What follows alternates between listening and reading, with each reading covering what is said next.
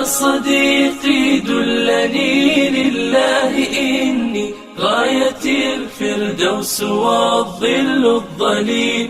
يا صديقي إننا بالله نحيا فهو نور وهو زاد والدليل. يا صديقي دلني لله إني غاية الفردوس والظل الظليل. يا صديقي إننا بالله. Bismillahirrahmanirrahim. Assalamualaikum warahmatullahi wabarakatuh. Waalaikumsalam warahmatullahi wabarakatuh. Alhamdulillahirrabbilalamin. Asrafil anbiya wal mursalin. Sayyidina Muhammadin wa ala alihi wa sahbihi asmain. Rabbi sholli sadri wa yassirli amri wahlul iqdatam min lisani afqahu qawli. Bapak dan Ibu para jamaah pejuang subuh yang dirahmati Allah, marilah kita bersama-sama panjatkan puji dan syukur kehadirat Allah Subhanahu wa taala yang telah melimpahkan taufik dan hidayah-Nya, memanjangkan umur kita sehingga kita bisa bersama-sama berjumpa kembali dan melaksanakan ibadah puasa Ramadan.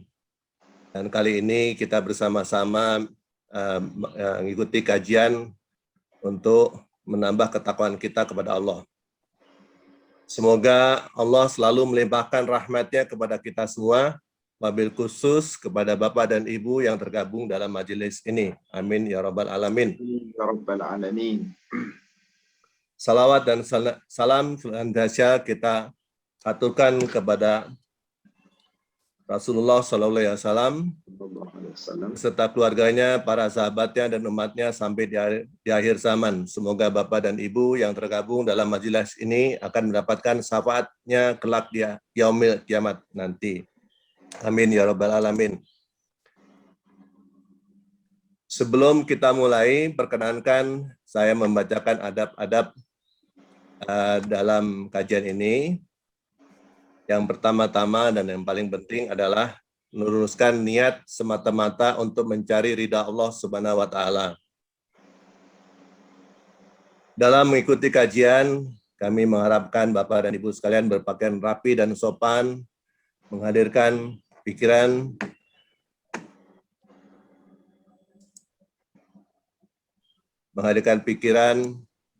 dan hati serta fisik kita agar bisa fokus mendengarkan butiran-butiran ilmu dan hikmah dari guru kita, Ustadz Ahmad Susilo.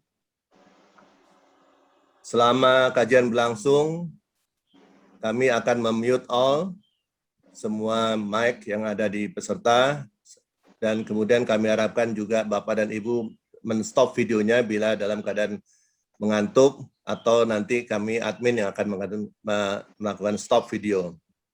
Bila ada pertanyaan, silakan ditulis melalui kolom chat, atau nanti ada session khusus untuk menanyakan, mengangkat tanya. Kali ini, alhamdulillah telah hadir di antara kita bersama-sama Ustadz Ahmad Susilo yang akan membawakan mengenai spirit Ramadan puasa berdasarkan surat Al-Baqarah ayat 183-187.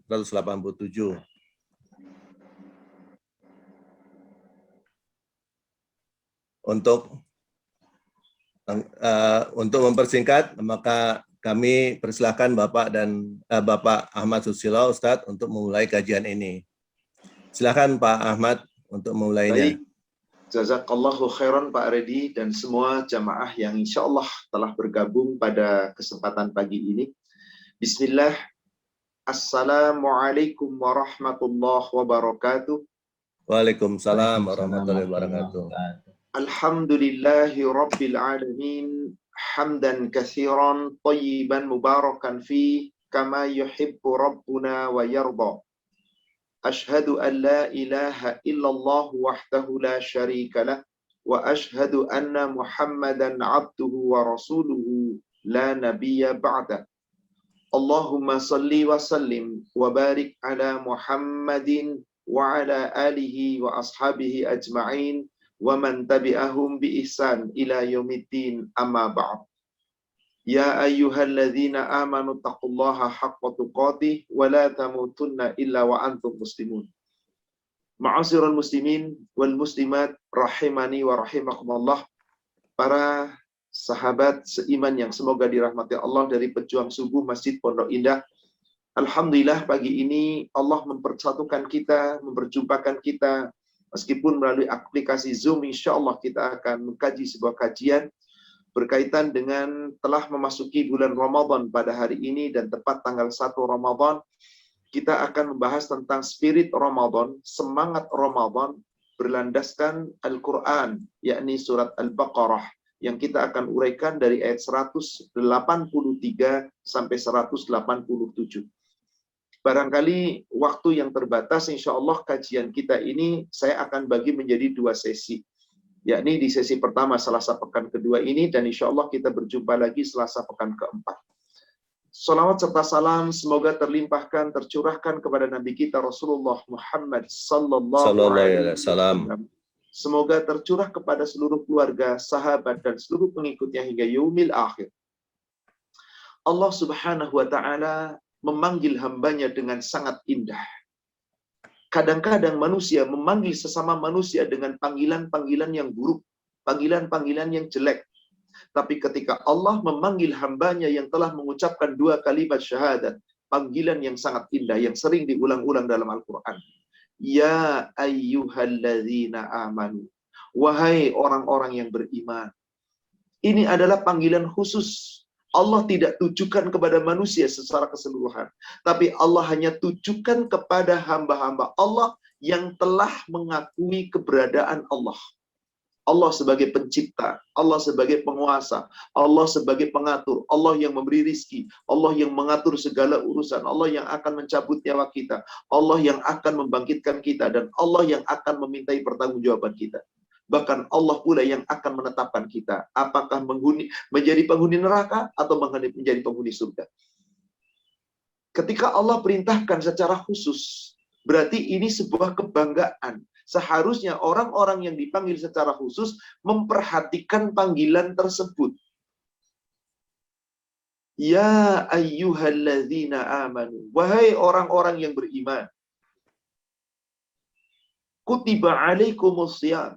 Telah ditetapkan, telah diwajibkan, telah dituliskan. Yani ditetapkan oleh Allah sebagai hukum. Kutiba, kataba, berarti wajib, fardu, asyam, kalian diperintahkan untuk saum. Apakah perintah siam itu hanya ditetapkan untuk umatnya Nabi Muhammad sallallahu alaihi wasallam? Tidak. Kama kutiba alal ladzina min qablikum. Sebagaimana Allah sudah tetapkan, sudah perintahkan dan wajibkan kepada seluruh umat sebelum kamu. Tujuan Allah perintahkan kita saum, 1, la'allakum tattaqun.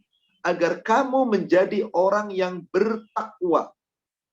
Jadi Allah perintahkan kita puasa bukan supaya kita lemas, bukan supaya kita kelaparan, kehausan, bukan supaya kita loyo. Justru kita punya spirit, semangat untuk meraih takwa.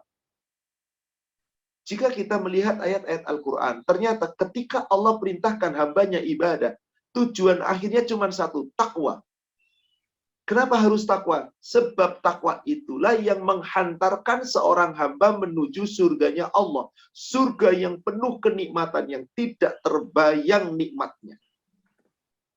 Oleh itu, hendaklah untuk meraih surganya Allah, kita harus punya spirit. Semangat. Bersegera, berlomba-lomba. Jangan sekedar yang penting saya. Inilah yang terjadi kebanyakan. Yang penting saya puasa, yang penting saya sholat, yang penting saya... Seakan-akan kalau sudah melakukan itu semuanya beres. Tidak demikian, saudaraku sekalian. Tidak demikian. Tadi ada adab ketika menghadiri kajian ini, disebutkan salah satunya, 1, niatkan ikhlas karena mengharap rahmat dan ridha Allah. Karena kalau bukan itu yang kita harapkan, kita nggak bisa mendapatkan ridha Allah. Kita nggak bisa mendapatkan rahmat Allah, apalagi surganya Allah. Karena tidaklah seorang hamba mendapatkan surga, kecuali dengan rahmat Allah. Di dalam hadis yang diriwayatkan oleh Imam Muslim, dari Jabir bin Abdullah, Rasulullah Sallallahu Alaihi Wasallam telah bersabda, Ma min ahadikum a'malukum yudkhilukum ilal jannah wa yuba'idukum minan nar. Wa ma anta ya Rasulullah wala ana illa birahmati minallah. Tidaklah ada seorang pun hamba yang beramal ibadah. Amal ibadah itu menyebabkan dirinya masuk surga atau terhindar dari neraka. Bagaimana dengan amal ibadah Anda ya Rasulullah? Apakah bukan karena amal ibadah Anda masuk surga, terhindar dari neraka? Wala ana, ya, termasuk juga bukan aku. Artinya Rasul yang amal ibadahnya luar biasa, itu bukan karena amal ibadah beliau masuk surga itu. Lalu kenapa seorang masuk surga? Illa birahmatin minallah. Masuk surga itu karena rahmat Allah. Mungkin seseorang akan membalik keadaan. Kalau begitu Pak Ustadz, jika masuk surga bukan karena amal ibadah kita, tapi karena rahmat Allah, kita berharap saja rahmat Allah. Kalau gitu kita nggak usah ibadah. Nggak usah puasa, nggak usah salat, nggak usah zakat, nggak usah. Cara memahami hadis ini adalah, justru kita harus balik. Bahwasanya ketika kita ibadah, semata-mata niatkan ikhlas, kita mengharap rahmat Allah. Maka orang yang ibadahnya mengharap rahmat Allah, gak mungkin sembarangan ibadah. Pasti akan beribadah dengan cara yang benar. Itulah tujuan Allah ketika Allah perintahkan kita beribadah. Ibadah bagian daripada jihad. Dan jihad harus diawali dengan niat. Hijrah karena Allah. Satu yang diharapkan. Yarjuna rahmatallah. Mengharapkan rahmat Allah. Itu yang Allah inginkan. Kita bisa melihat surat Al-Baqarah ayat 218. Di surat Al-Baqarah ayat 218 Allah Subhanahu wa taala berfirman, Innalladzina amanu walladzina hajaru wajahadu fi sabilillah. Sesungguhnya orang-orang yang beriman, yang berniat berjihad di jalan Allah. Makna hijrah di ayat ini, yakni an-niat. Bahwa hijrah kita itu adalah berniat. Berniat kepada siapa? Berniat karena Allah. Sebab di dalam hadis yang diriwayatkan oleh Imam Muttafaqun alaih Bukhari Muslim, Rasulullah sallallahu alaihi wasallam telah bersabda dari Jabir bin Abdullah, dari Ummul Mukminin Aisyah, dari sahabat-sahabat yang lain secara mutawatir. La hijrata ba'dal fath. Tidak ada lagi hijrah. Berpindahnya suatu tempat ke tempat lain, berpindahnya domisili, berpindahnya keadaan dari keadaan yang lain, dalam arti berpindah tempat, nggak ada lagi setelah penangkan kota Mekah. Lalu apa hijrah kita itu? Walakin jihadun wa niyatun. Akan tetapi hijrahmu itu adalah niat dalam rangka berjihad karena Allah. Salat kita itu jihad. Saum kita itu jihad. Kita baca Quran, kita cari ilmu, kita mencari nafkah, kita bermuamalah. Selama itu kita harapkan pahala dari Allah, maka itu jihad. Maka harus dengan hijrah, dengan niat.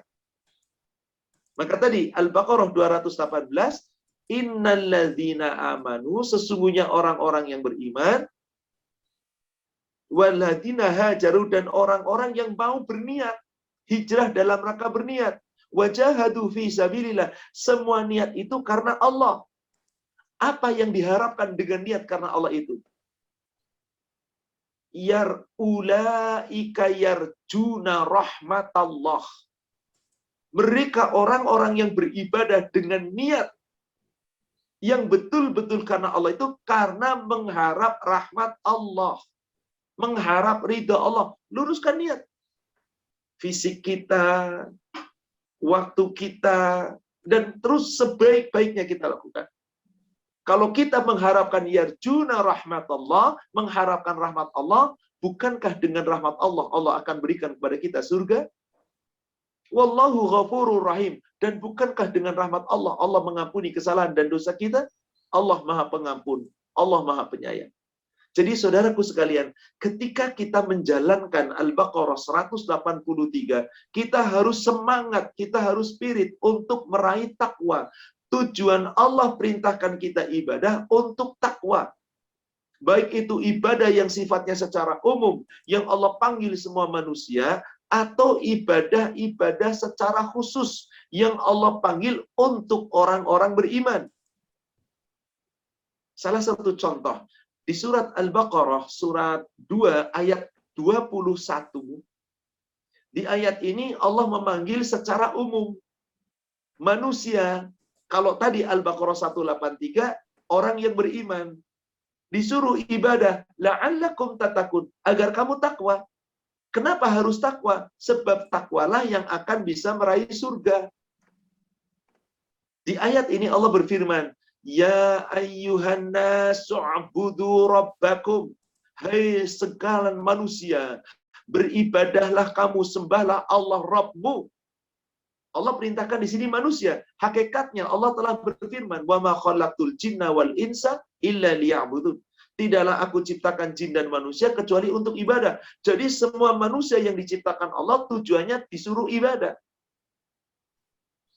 Kenapa harus ibadah kepada Allah Rabbmu? Alladzi khalaqakum.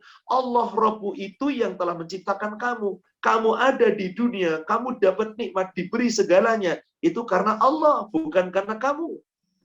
Walladzina min qablikum, bahkan bukan hanya menciptakan kamu, menciptakan seluruh umat manusia sebelum kamu. Kenapa Allah perintahkan ibadah? La'allakum tattaqun, agar kita bertakwa. Agar kita bertakwa. Maka orang yang memenuhi panggilan Allah dalam rangka ibadah, ketahuilah saudaraku seiman yang semoga dirahmati Allah, para pejuang subuh yang semoga dirahmati Allah. Ibadah itu bukan hanya puasa, bukan hanya salat, bukan hanya zakat, bukan hanya haji. Menyeluruh bentuk ibadah, segala penghambaan diri kepada Allah dalam rangka mencari rahmat Allah, ridha Allah, untuk meraih surganya Allah. Itulah ibadah. Barangkali seorang hamba menganggap ibadah itu sholat, puasa, zakat, haji. Itu rukun Islam yang harus kita jalankan. Tapi ibadah itu semua sendi kehidupan kita. Makan minum kita bernilai ibadah jika cara makan minumnya benar, sesuai dengan contoh Rasul. Tidur kita bernilai ibadah jika tidur kita benar, sesuai contoh Rasul. Cari nafkah ibadah, semuanya itu ibadah. Adapun yang dipanggil Allah secara khusus di bulan Ramadan, ibadah di bulan Ramadan, ibadah intinya saum. Apakah ibadah di bulan Ramadan hanya puasa? Tentu saja tidak. Ibadah di bulan Ramadan itu menyeluruh. Maka di dalam hadis yang diriwayatkan oleh Imam Bukhari dan Muslim, ada beberapa lafaz tentang Ramadan.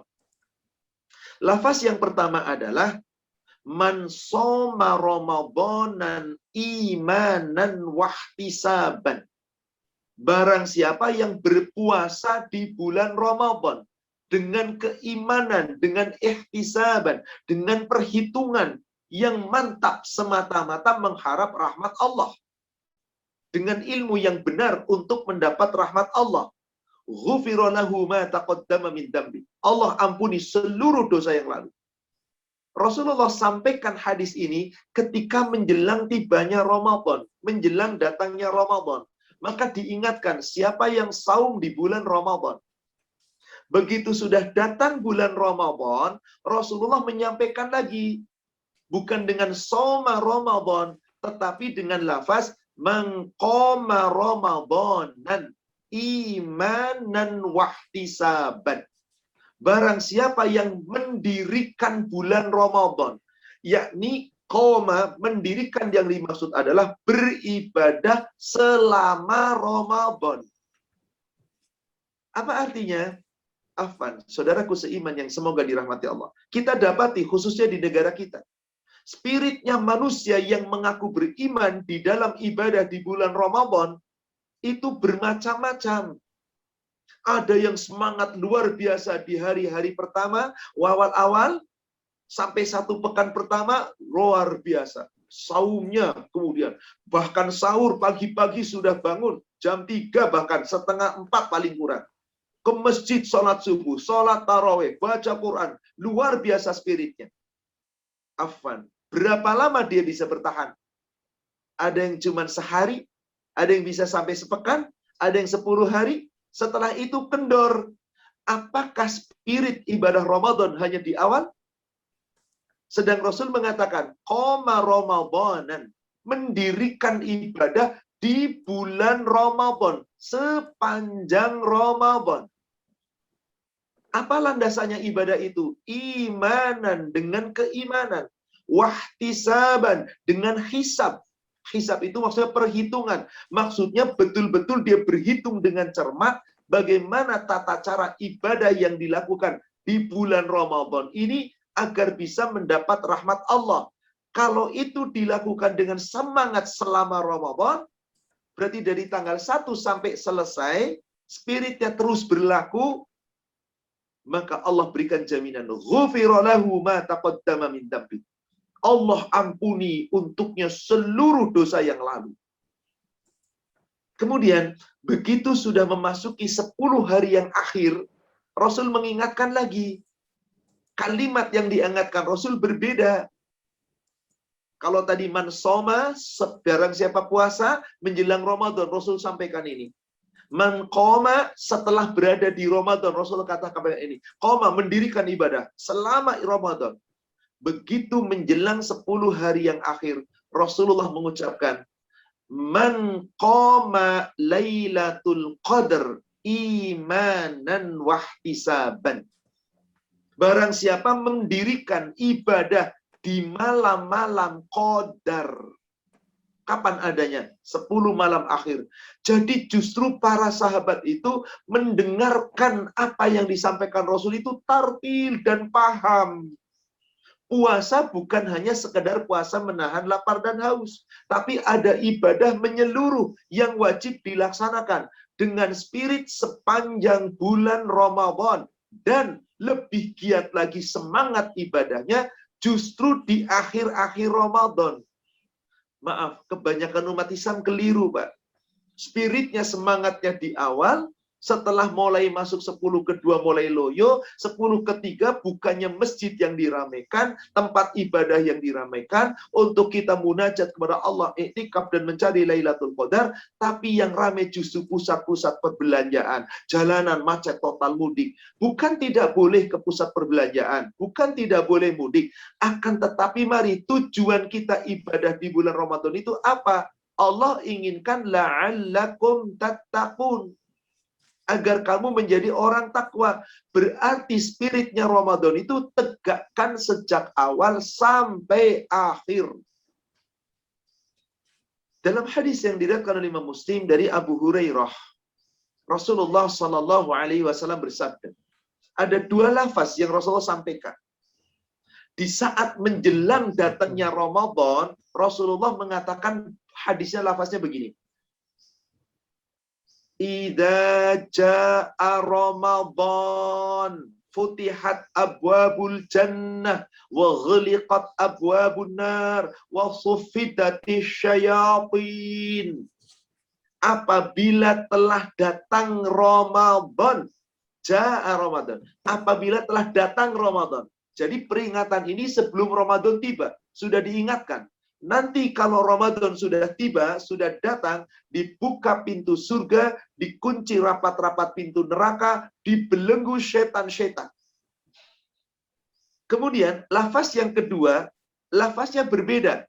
Bukan ja'a Ramadan, tapi kana Ramadan. Apa artinya? Apabila telah berada di bulan Ramadan. Idza kana Ramadan, apabila telah berada memasuki Ramadan. Kalau jaa Ramadan, kemarin datang Ramadan.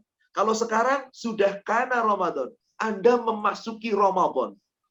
Berarti selama 1 bulan penuh, bisa 29 hari, bisa 30 hari. Apa yang terjadi dengan itu ketika telah memasuki Ramadan?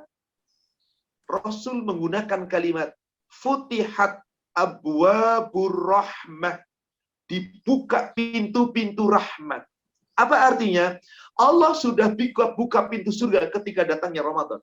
Sepanjang Ramadan, untuk kamu bisa memasuki surganya Allah, kamu buka pintu-pintu rahmat Allah. Allah lapangkan pintu rahmat. Niatkan ibadah kita karena mengharapkan yarjuna rahmat Allah. Seperti Al-Baqarah 218 tadi. Maka semangat kita membuka rahmat Allah dengan cara apa? Ibadah dengan benar. Maka kalau kamu lakukan dengan benar sepanjang Ramadanmu, Allah ampuni dosamu, jannah, surga Allah akan berikan. Berarti saudaraku sekalian yang semoga dirahmati Allah, kita harus punya spirit, semangat untuk meraih ampunan dan surganya Allah. Kenapa? Sepanjang Ramadan, dari hari pertama sampai hari terakhir, itu bulan penuh rahmat dan barakah. Sepanjang Ramadan dari awal sampai akhir, itu bulan penuh dengan ampunan, maghfirah. Sepanjang Ramadan dari awal sampai akhir, itu bulan ilkum minan nar, bulan ketika manusia akan dijauhkan dari api neraka. Tidak dipisah-pisah. Rasul nggak pernah mengatakan 10 hari pertama bulan penuh rahmat dan barokah, 10 hari kedua bulan penuh dengan ampunan maghfirah, 10 hari ketiga ilkum minan nar. Nggak pernah ada dari Rasulullah keterangan itu. Wallahu alam siapa yang memulai mengatakan itu. Tapi sepanjang Ramadan, rahmat dan barokah dibuka, ampunan dibuka, pintu surga dibuka, dikecinya neraka, dan dibelenggunya setan-setan. Yang dibelenggu adalah setan dari makhluk jin, iblis laknatullah dan keturunannya. Sebab ada yang mengartikan begini, enak kalau memang Ramadan itu dibelenggu setan-setan, berarti nggak ada setan. Betul. Harusnya orang pada taat semua, pada puasa semua, ibadah semua. Kenapa ada yang nggak ibadah? Yang dibelenggu itu oleh Allah setan dari makhluk jin. Tapi ingat, di dalam diri kita ada hawa nafsu setan, sifat setan. Al-ajalatu minasyaitan, kata Rasulullah. Sifat-sifat buruk yang ada padamu, sifat pemarah, tergesa-gesa, nggak sabaran, sifat malas, sifat ria, sifat iri, sifat dengki. Itu semua adalah sifat setan yang telah mengakar di tubuh manusia. Artinya sepanjang 1 bulan Ramadan, yang harus mengikat setan hawa nafsumu, dirimu. Kita yang harus mengikat, saudaraku sekalian. Dengan cara apa? Cari rahmat Allah dengan spirit. Artinya spirit berarti semangat perjuangan. Maka tidak mudah kita bisa mendapatkan ampunan Allah di bulan Ramadan.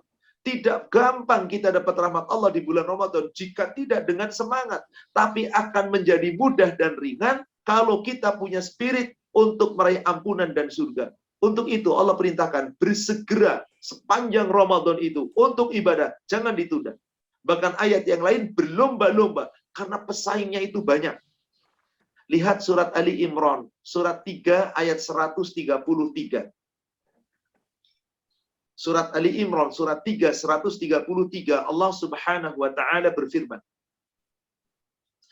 "Wasari'u ila maghfiratin mir rabbikum wa jannatin arduha samawati wal ard uiddat lil muttaqin." Dan bersegeralah kamu untuk meraih ampunan dari Allah Rabbmu, wa jannatin, dan untuk meraih surganya Allah, arduha as-samawati wal ard, yang luasnya surganya Allah itu bagaikan luasnya langit dan bumi, seluas langit dan bumi. Bayangkan Bapak Ibu sekalian, kita tinggal di bumi, cuman di rumah kita, berapa ratus meter, berapa ribu meter.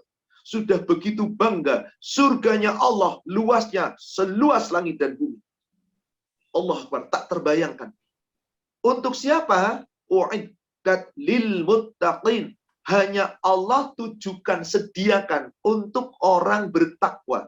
Maka tadi pantas ketika kita diperintah Allah untuk ibadah. Apa tujuannya? La'allakum tattaqun. Jadi apa tujuan Allah perintahkan kita ibadah? Supaya kita masuk surga. Itu yang Allah kehendaki. Wasari'u, bersegera. Artinya Bapak Ibu jamaah sekalian, sepanjang Ramadan dengan spirit yang benar, Mari untuk beramal ibadah jangan nanti-nanti. Jangan ditunda-tunda, segera. Bahkan kalau segera itu artinya sifatnya masing-masing pribadi. Tapi ketika ada pesaing-pesaing, maka kita harus lebih semangat. Di saat itu kita berlomba-lomba. Maka untuk memasuki surganya Allah, berlomba-lomba. Lihat surat yang lain, surat Al-Hadid, surat 57, ayatnya ayat ke-21. Surat ke-20, surat ke-57, ayat 21. Allah Subhanahu wa taala berfirman, "Sabiqu ila maghfiratim mir rabbikum." Kalau tadi sari'u, segera. Kalau segera berarti pribadi kita masing-masing, boleh jadi yang lainnya nggak ada. Tapi kalau sabiqu, ada perlombaan di sana. Coba kita lihat, perhatikan Bapak Ibu jamaah sekalian. Di bulan Ramadan, bukankah pesaing kita banyak? Bukankah setiap umat Islam saat bulan Ramadan bersaing melalui ibadah Ramadan ingin masuk surga, ingin dapat ampunan? Seakan-akan Allah perintah kepada kita, hayo, hai orang beriman, saat itu Anda harus berlomba-lomba. Siapa yang bisa menang? Sabiqu. Untuk apa kita berlomba-lomba? Ila maghfiratim mir rabbikum. Untuk meraih ampunan dari Allah Rabbmu. Wa jannatin, dan untuk mendapatkan surganya. Arduha ka'ardis sama'i wal ard. Yang luasnya surganya Allah bagaikan langit dan bumi. Uiddat, disediakan untuk lilladzina amanu billah, orang yang benar-benar iman kepada Allah, wa rusulih, dan benar-benar iman kepada Rasul. Itulah definisi takwa. Siapa orang takwa itu? Orang yang imannya kepada Allah benar-benar iman. Orang yang imannya kepada Rasul benar-benar iman. Tidak sekedar ucapan iman. Maka orang beriman dipanggil Allah. Apakah nanti hasil akhirnya menjadi takwa? Belum tentu. Dilihat yang imannya benar yang mana. Nah, itulah yang paling takwa. Maka kalau kamu sudah betul-betul iman pada Allah dan Rasulnya, kamu meraih ampunan dan surganya Allah, dzalika fadlullah, itulah karunia Allah. Ampunannya Allah itu karunia Allah. Surganya Allah itu karunianya Allah. Maka Allah katakan, yu'tihi mayyasha. Ampunan dan surganya Allah, Allah hanya akan berikan kepada siapa yang dikehendakinya. Berarti siapa yang dikehendaki Allah meraih ampunan dan surga pasti dapat. Masalahnya, kitanya dikehendaki Allah atau tidak? Jika ingin dikehendaki Allah, mari spirit Ramadan. Laksanakan ibadah di bulan Ramadan. Wallahu dzul fadlil azim. Allah itu pemberi karunia yang sangat besar. Tidak ada yang mampu memberikan karunia yang sangat besar kecuali Allah. Maksudnya, nggak ada yang mampu memberikan ampunan, nggak ada yang mampu memberikan jannah, surga, selain hanya Dia, Allah. Untuk itu, mari kita lanjutkan spirit Ramadan kita. Setelah kita bahas secara umum tadi Al-Baqarah 183, lalu kita diperintahkan berpuasa sepanjang Ramadan. Dan kita uraikan, apakah hanya puasa saja? Kita lihat Al-Baqarah ayat 184. Ayyamam ma'dudat.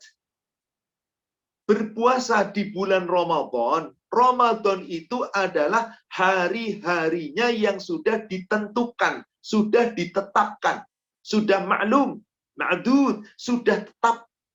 Bisa 29 hari, bisa 20, bisa 30 hari. Dan itulah beberapa hari yang Allah sudah tentukan, ma'dudat, nggak bisa dirubah di bulan Ramadan, jangan di bulan lain. Dan 1 bulan tidak boleh kurang, tidak boleh lebih. Di mana 1 bulan itu bisa 29 hari, bisa 30 hari.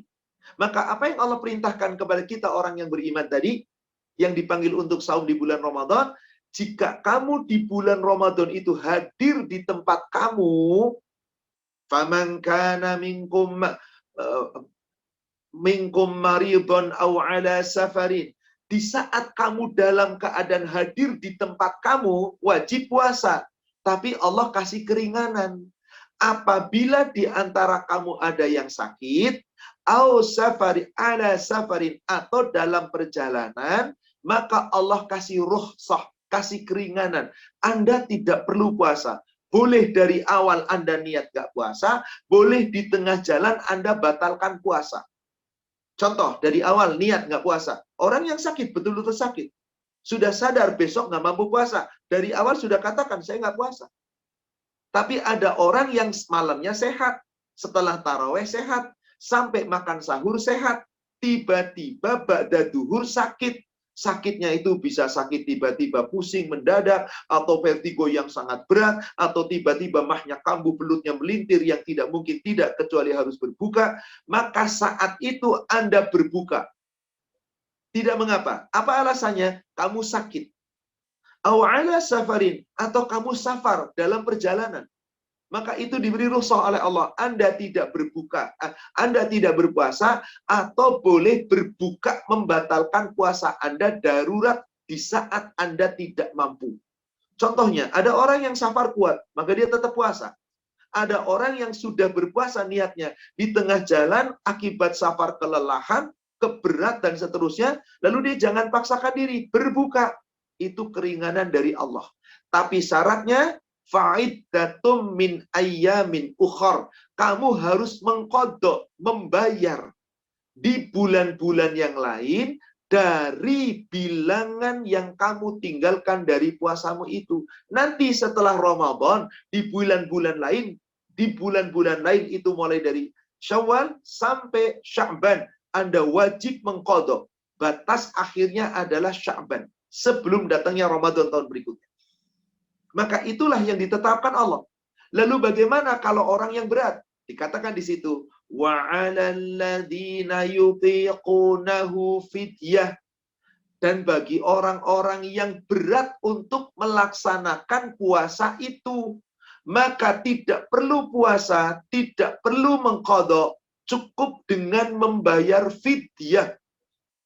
Bagaimana cara membayar fidyah? Ta'amu miskin, memberikan makanan kepada orang-orang miskin. Memberikan makanan kepada orang-orang miskin.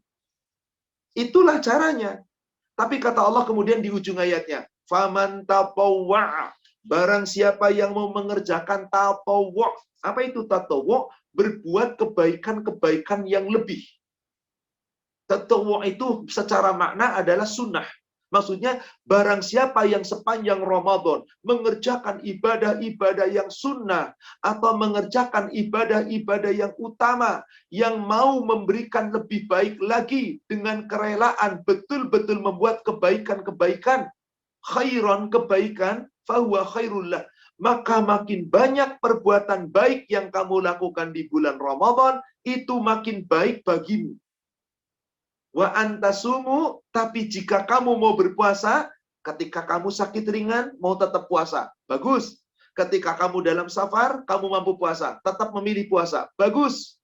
Kata Allah, kalau kamu mau tetap berpuasa di bulan Ramadan, padahal kadang kamu meskipun safar atau sakit, kamu mampu mengerjakannya selama tidak membuat madharat, maka khairul lakum, puasamu itu jauh lebih baik bagimu. In kuntum ta'lamun, jika kamu mengetahui. Saya akan uraikan sedikit tentang alal ladzina yutiqun, orang yang berat untuk menjalankan. Dalam sebuah hadis yang diriwayatkan oleh Imam Ad-Daruqutni dan Imam Hakim dari sahabat Abdullah bin Abbas. Qala, Abdullah bin Abbas berkata, rakhasallahu wa rasuluh, Allah melalui Rasulnya telah memberikan rukhsah, memberikan keringanan lisaikhul kabir, untuk orang-orang yang usianya lanjut, orang-orang tua, orang-orang yang lemah, yang tidak mampu berpuasa dan tidak akan mampu mengqadha karena kondisi yang lemah tadi. Saikhul kabir itu orang-orang yang saikhul kabir, yang usia tua, yang sudah sangat pikun, yang sudah sangat tua, lemah. Maka ini nggak mungkin bisa qadha, maka cukup dengan membayar fidyah. La qadha'a lahu, nggak ada qadha baginya. Apa artinya? Orang yang berat melaksanakan, ditinggalkannya puasa, tidak perlu mengqadha, cukup dengan bayar fidyah. Bagaimana kalau wanita hamil? Wanita hamil ada kemungkinan setelah melahirkan bisa mengqadha, maka jangan bayar fidyah. tunggu sampai dia mampu qadha. Tapi setelah hamil menyusui Pak Ustadz, dan setelah menyusui nggak ada waktu untuk qadha, baru Anda bayar di situ fidyah, nggak perlu mengqadha. Kenapa? Terbentur sampai bulan Ramadan berikutnya. Contoh, ini sudah Ramadan, kemarin Sya'ban. Ada seorang wanita Ramadan tahun lalu sebulan penuh nggak puasa karena kehamilan bulan pertama, mabok, lemah, bed rest dan seterusnya, sebulan nggak puasa. Setelah Ramadan, bulan Syawal, bulan kehamilan kedua terus nggak mampu puasa sama sekali, sehingga 30 nggak puasa dan tidak pernah mampu mengqadha selama kehamilan. Kemudian apa? Setelah itu di bulan Rabiul Tsani kemudian melahirkan. Begitu melahirkan, lihat, harus ada kewajiban menyusui. Sedangkan Allah perintahkan 2 tahun lamanya.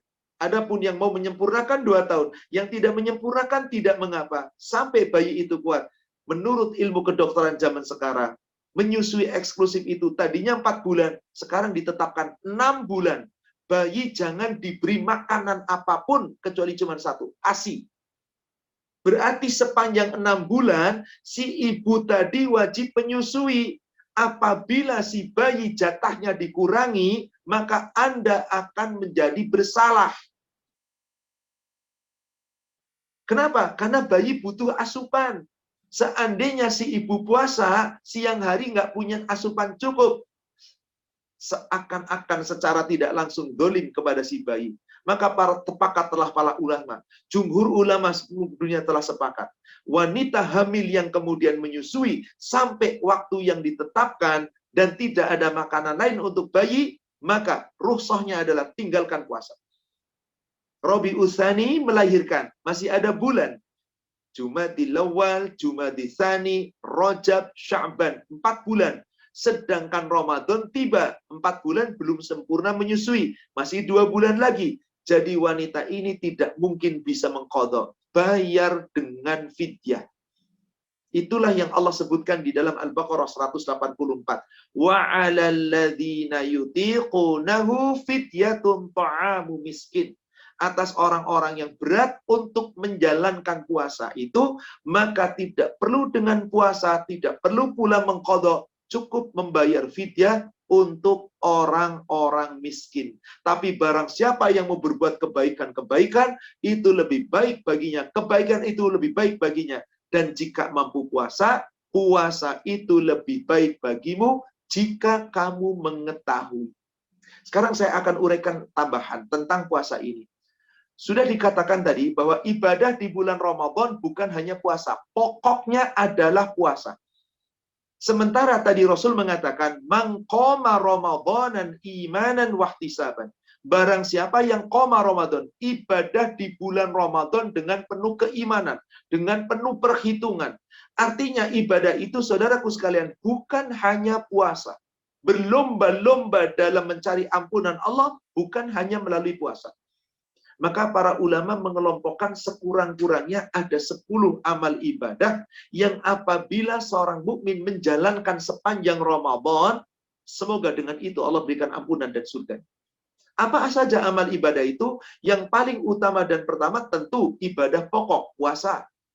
Yang kedua, tarawih. Yang ketiga, tadarus Al-Quran. Yang keempat, perbanyak zikir. Yang kelima, memperbanyak doa. Yang keenam, memperbanyak sedekah. Yang ketujuh, bersahur. Sahur menjadi ibadah. Yang kedelapan, berbuka. Buka menjadi ibadah. Yang kesembilan, nanti di akhir-akhir Ramadan, 10 hari akhir, beriktikaf untuk meraih Lailatul Qadar.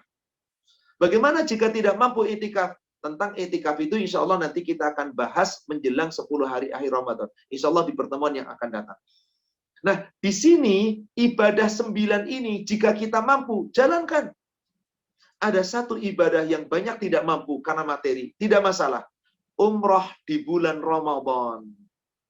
Ketika seorang wanita datang, ya Rasulullah, aku tidak mampu berhaji bersama Anda, karena kendaraanku cuma 2, 1 dipakai haji suamiku dan anakku. Sementara 1 lagi ada kendaraan, yaitu onta, dipakai untuk mengairi sawah, untuk mengairi ladang, dipakai untuk mencari nafkah oleh budaknya, sehingga aku tidak bisa untuk berhaji bersama Anda.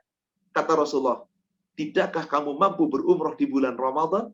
Sesungguhnya umrah di bulan Ramadan itu nilainya sama seperti berhaji bersamaku. Jadi pahala umrah di bulan Ramadan seperti haji bersama Rasul. Bukan berarti orang itu telah haji. Tidak. Pahalanya seperti pahala orang berhaji. Sama seperti sholat Isra. Siapa yang sholat subuh berjamaah bersama imam, tentu saja di masjid, lalu tidak meninggalkan tempatnya, berzikir, membaca Quran, berdoa, ikuti kajian, sampai waktu matahari terbit dengan sempurna, yakni syuruk, lalu sholat 2 rakaat, dinamakan sholat isyraq, maka pahalanya seperti haji dan umroh sempurna.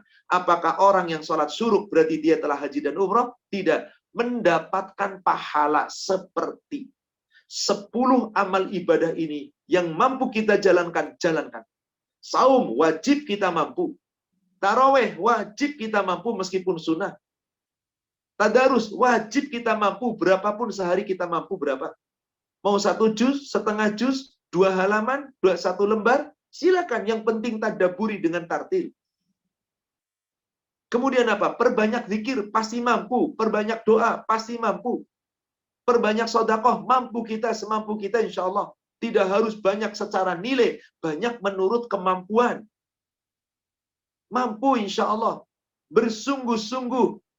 Bersahur, oh nggak ada yang nggak mampu, pasti. Tapi maaf, sahur bukan cuma makan sahur. Ada barokah. Tasahharu fa inna fis sahuri barokah. Rasul perintahkan, bersahurlah kamu, sesungguhnya di dalam sahurmu ada barokah. Barokah waktu sahur. Makan sahur di waktu sahur, barokahnya tubuh kita kuat meskipun sudah masuk waktu zuhur.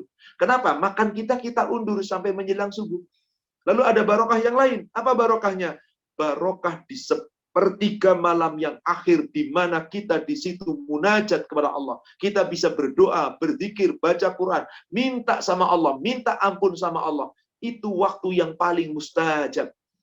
Sebagaimana Allah telah turunkan. Hadis Rasulullah SAW menyampaikan. Hadis sahih riwayat Imam Muslim dan Imam Bukhari dari sahabat Abu Hurairah. Yanzilu Rabbuna tabaraka wa ta'ala kulla laylatin hina yabqa thuluthul laylil akhir. Allah tabaraka wa ta'ala setiap malam turun ke langit dunia, yakni di sepertiga malam yang akhir. Fayaqul, Allah berfirman, iyad'uni astajibu lahu. Siapa yang di waktu sahur, yakni sepertiga malam akhir, sedang berdoa kepadaku, aku ijabah doanya. Wa iyas'aluni fa'u'tiyahu. Siapa yang meminta kepadaku permintaannya, aku akan berikan. Wa iyastaghfiruni aghfiru lahu. Siapa yang memohon ampun kepadaku, aku ampuni dia. Maka perbanyaklah kita mohon ampun. Perbanyaklah kita berzikir. Perbanyaklah kita berdoa. Waktu-waktu krusial. Di antaranya menjelang waktu sahur. Sepertiga malam akhir. Itulah waktu sahur. Menjelang kita mau sholat subuh. Dan ketika berbuka. Berbuka pun suatu keberkahan. Sesungguhnya seorang hamba selalu dalam keberkahan Allah. Selama hamba itu menyegerakan untuk berbuka. Tapi ingat. Ada waktu yang mustajab. Menjelang berbuka. Sejak selesainya sholat asar sampai menjelang waktu berbuka sebelum maghrib, di situ mustajab. Sebagaimana mustajabnya sepertiga malam yang akhir. Tapi yang lebih utama sepertiga malam yang akhir. Tapi doanya la yurad, tidak tertolak. Maka ibu bapak jamaah sekalian, di waktu ba'da asar sampai menjelang waktu maghrib, waktu berbuka, di situ jangan sia-siakan. Kita bisa gunakan waktu untuk baca Quran. Kita bisa gunakan waktu untuk zikir. Kita gunakan doa. Perbanyak istighfar. Bagaimana Ustadz? Saya wanita. Kadang-kadang harus masak di dapur. Ibu, tolong masaknya jangan ba'da asar. Masaklah sebelum duhur. Dingin Ustadz, nanti diangetin. Tapi nggak enak Ustadz, nggak seger. Masaklah setelah duhur. Jangan ba'da asar. Ba'da asar itu waktu krusial. Minajat, cari. Makanya dengan imanan wahtisaban, dengan landasan iman dan ihtisab, perhitungan. Atau bolehlah memasak, tapi semua sudah dipersiapkan sejak pagi. Bahan mentah sudah ada, tinggal segera masak ba'da sholat asar. Kalau sudah jam 5 sampai menjelang waktu maghrib, disitulah waktu kita curhat sama Allah. Mari berdoa, mari berzikir. Subhanallah, doa dan zikir adalah ibadah yang luar biasa. Yang apabila seorang hamba senantiasa berdoa kepada Allah, itu bentuk ibadah yang paling sempurna. Dalam sebuah hadis yang diriwayatkan oleh Imam 4, Abu Daud, Nasa'i, Tirmidzi, dan Ibnu Majah dari sahabat Nu'man bin Bashir. Rasulullah Shallallahu Alaihi Wasallam bersabda, "Ad-du'a'u huwal ibadah." Doamu itu sesungguhnya ibadah. Bahkan di dalam hadis yang lain, riwayat Imam At-Tirmidzi dari Anas bin Malik dengan kalimat, "Ad-du'a'u mukhul ibadah." Doa itu intisari ibadah. Tidak sempurna ibadah jika tidak dengan doa. Coba kita lihat. Ketika orang sedang sholat, itu intinya doa semua. Orang sedang haji, itu doa sepanjang haji. Orang berpuasa, doa waktu krusialnya. Kapan? Ketika lapar lagi puasa, sejak subuh sampai maghrib. Tapi di antara waktu-waktu itu, ada waktu mustajab. Ba'da sholat subuh, sampai matahari mau terbit. Ba'da sholat asar, sampai matahari mau terbenam. Sepertiga malam akhir, ketika manusia paling nyenyak tidur. Di situ kita berdoa, kita berzikir, kita mustajab. Kenapa? Orang yang berzikir pun luar biasa. Doa itu ibadah. Bagaimana? Zikir itu kan bisa dengan menyebut, dengan meminta, dengan baca Quran. Dan siapa yang senantiasa zikrullah, lisannya menyebut nama Allah, Allah selalu menyertainya. Dalam hadis yang diriwayatkan oleh Imam Ibnu Majah dan juga disiatkan oleh Imam Ibnu Hibban dari Abu Hurairah. Qala Allah Ta'ala, hadis qudsi, Allah Ta'ala berfirman, "Ana ma'a abdi ma zakaroni wa taharraqat bi syafata." Aku senantiasa bersama hambaku selama hambaku itu berzikir kepadaku. Kedua bibirnya menyebut namaku. Apakah dengan baca Quran? Apakah dengan beristighfar? Apakah dengan banyak zikir-zikir mutlak? Subhanallah wa bihamdi, subhanallahal adzim. Dan semua lafaz-lafaz zikir itu, kata Rasulullah, di dalam hadis yang diriwayatkan oleh Imam Ibnu Abi Syaibah dan juga Imam At-Tabrani dari Mu'az bin Jabal, "Ma min amal ibni Adam anjalahu min adabillah min zikrillah." Tidak ada satu amal dari amal-amal anak Adam yang bisa menjauhkan dirinya dari azabnya Allah, melainkan zikir kepada Allah. Ingat Allah. Maka lafaz-lafaz yang lain dari Abu Hurairah dalam riwayat Imam Muslim, "Man qala subhanallah wa bihamdi mi'ata marrah." Siapa yang berzikir mengucapkan subhanallah wa bihamdi 100 kali, khuttat anhu khotoyahu walau kana mithla zabatil bahr. Allah ampuni kelar kesalahan dan dosa-dosanya meskipun sebanyak buih di lautan. Bukankah Rasul tiap pagi tidak pernah meninggalkan 100 kali subhanallah wa bihamdi? Dan mari kita berbanyak. Ada pula amal yang sangat dicintai Allah. Hadis riwayat Imam Bukhari dan Imam Ahmad dari Abu Hurairah. Tidaklah ada suatu amalan, yakni zikir kepada Allah. Apa itu zikir? Kalimatan khafifatan ilal lisan, sakilatan fil mizan. Dua kalimat yang habibatan ilal rahman, sangat dicintai Allah, yang mudah diucapkan oleh lisan, tapi timbangan amalnya itu sakulat fil mizan, berat dalam timbangan. Kalimat apa itu? Zikir mutlak kita boleh sebut kapanpun dan berapapun. Subhanallah wa bihamdi, subhanallahil azim, subhanallah wa bihamdi, subhanallahil azim. Perbanyak zikir, berdoa, baca Quran, semampu kita, Bapak Ibu sekalian. Insya Allah dengan spirit sejak kita awal Ramadan, terus kita pupuk, kita jaga sampai akhir Ramadan. dengan spirit surat yang telah kita sama-sama kaji tadi. Baru kita bahas 183 sampai 185 dan 184. Insya Allah 185 dan berikutnya nanti kita akan bahas, dan 187 kita bahas berikutnya. Sekarang saya tambahkan tentang keutamaan doa. Ayat 186-nya Al-Baqarah. 186 Al-Baqarah, Allah menyatakan begini. Wa idza sa'alaka 'ibadi 'anni fa inni qarib. Apabila hamba-hambaku bertanya kepadamu ya Muhammad, jawablah, aku itu qarib, aku itu sangat dekat. Ujibu da'watad da'i idza da'an. Aku akan mengijabah, yakni aku akan menjawab dan aku akan mengabulkan permohonan, yakni doa. Siapa yang akan diibadah, diajabah, dikabulkan doanya? Idza da'an. Seorang yang berdoa jika dia mau berdoa.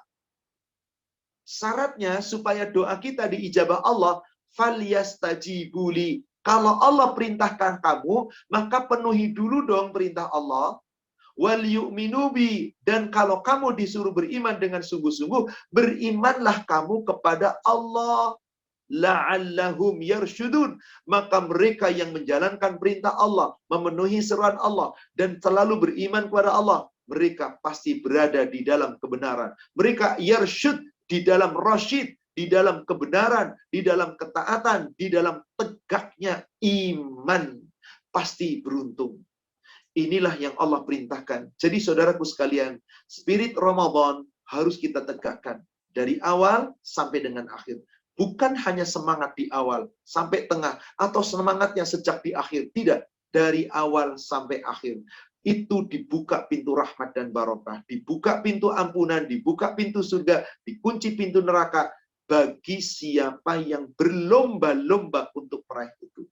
Wallahu a'lam. Demikian Bapak Ibu jamaah sekalian, saya sudahi sampai jam 6.30 karena untuk 1,5 jam berikutnya kita akan gunakan untuk sesi tanya jawab. Wallahu a'lam, demikian yang bisa kami sampaikan, saya kembalikan kepada admin. Silakan Pak.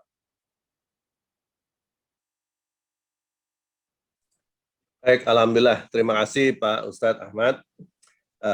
Sebelum dibacakan pertanyaan-pertanyaan, dan juga bagi Bapak dan Ibu, jika ada pertanyaan silahkan dituliskan dalam chat atau nanti ada session khusus untuk tanya jawab langsung dengan mengangkat tangannya di dalam kolom Zoom ini. Sebelum membaca pertanyaan, perkenankan izinkan saya membacakan beberapa pengumuman mengenai kegiatan-kegiatan yang akan kami langsungkan. Kegiatan pertama adalah pada hari Rabu esok 14 April 2 Ramadan kami akan tetap melanjutkan insya Allah kajian subuh yang dibawakan oleh Ustadz Yusri Ahyar dengan tema tantangan dan peluang dalam perwakafan. Ini menarik nih. Selanjutnya hari Kamis 15 April 3 Ramadan dibawakan oleh Ustadz Dr. Elva Henry Muklis dengan Tadabbur Al-Quran. Jadi setiap hari Kamis dan Minggu program kami adalah Tadabbur Al-Quran. Dan kali ini akan membahas mengenai surat Ali Imran ayat 57 sampai dengan 60. Hari Jumat, Pak Sahid, tadi Kamis dan Jumat. Jadi program kami adalah selama tiap hari Kamis, Jumat, dan Sabtu Minggu. Untuk selanjutnya adalah kami umumkan mengenai program peduli bencana banjir bandang Lembata di Nusa Tenggara Timur, Flores, untuk meringankan beban saudara kita yang telah ditimpa bencana alam di Pulau Lembata. Dengan ini kami dari pengurus Pejuang Subuh Masjid Raya Pondok Indah mengajak Bapak dan Ibu untuk menyelesaikan sebagian rezekinya untuk berpartisipasi dalam acara baksos tersebut. Bagi yang ingin berminat untuk baksos tersebut maupun untuk dakwah kami, maka silakan dapat langsung transfer ke rekening Pejuang Subuh Masjid Raya Pondok Indah di Bank Syariah Indonesia dengan nomor 7220201001 atau dapat menghubungi langsung bendara kami Bapak Irwan Primaditya di HP-nya 0811 828 246. Selanjutnya, acara program kami adalah Bedah Iqra yang saat ini sudah masuk ke batch 5. Program Bedah Iqra ini akan dimulai pada hari Ahad 25 April 2021 dan dilangsungkan dalam 4 kali pertemuan. Dimulai jam 13.30 sampai dengan jam 15.30. Bapak dan Ibu yang ingin ikut dalam kajian Bedah Iqra, silakan mengirimkan WA ke Iqra ke nomor admin kami 0811 17 rakaat, 30 juz dan 114 surat. Itu untuk mudahnya menghafalkan nomor admin kami. Selain dari Bedah Iqra, kami juga akan melanjutkan program pengantar penulis bahasa Arab dan Al-Quran yang kedua yang akan dilaksanakan pada hari Ahad 6 Juni dan 13 Juni, 2 kali pertemuan. Juga sama bagi yang ingin ikut program untuk menulis Al-Quran, silakan mendaftarkan ke admin kami dengan WA kami, ke WA admin kami dengan judul Belajar Menulis Al-Quran. Selain belajar menulis Quran, juga ada program Tahsinul Tilawah Al-Quran yang kedua. Program ini akan dimulai pada tanggal 4 Juli dalam 4 kali pertemuan. Dan karena sudah lewat musim Ramadan, bulan Ramadan, maka akan dimulai nanti seperti biasanya jam 19.30 sampai dengan jam 21.30 malam hari. Selama bulan Ramadan kita lakukan siang hari, setelah bulan Ramadan dilakukan malam hari.